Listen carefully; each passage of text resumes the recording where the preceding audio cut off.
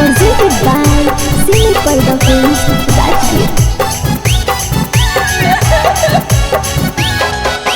खोले हानि को समझे जानुआ नदिया किनारा बागे।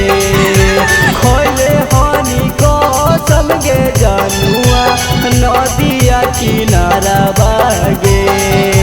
छोरी के जैली ससुरारिया दे दे बहुजाना मागे।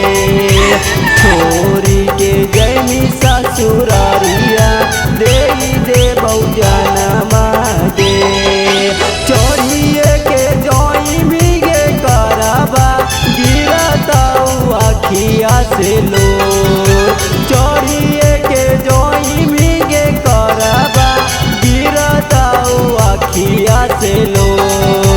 छोरी के जैमी ससुरारिया दे दे बहुजाना मागे। छोरी के जैमी ससुरारिया दे दे बहुजाना मागे।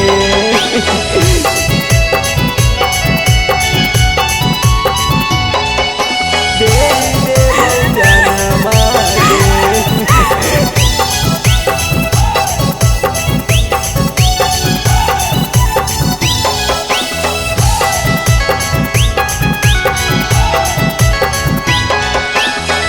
तू ही ता कहले हानि हमरा से वादा गे। अब काहे बन गेनी दुश्मना मागे। गे तू ही ता कहले हानि हमरा से वादा गे।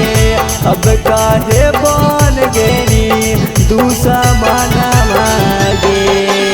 12 बजे रातिया के जानुआ के करते फोन मागे। 12 बजे रातिया के जानुआ के करते फोन मागे। सोची सोची रो बहुला भरबा नदिया किनारा बागे। सोची सोची रो बहुला भरबा नदिया किनारा बागे।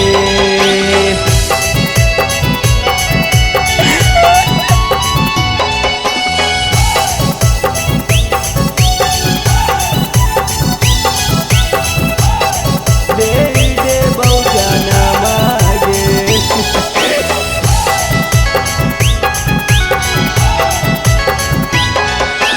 पहले तू कहले हानि छोड़बौ नहीं हाथ रे।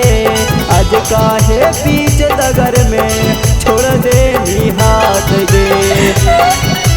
ये गे कहले तू हानि छोड़ी छोड़बौ नहीं हाथ गे। आज काहे बीच दगर में छोड़ दे नी साथ गे।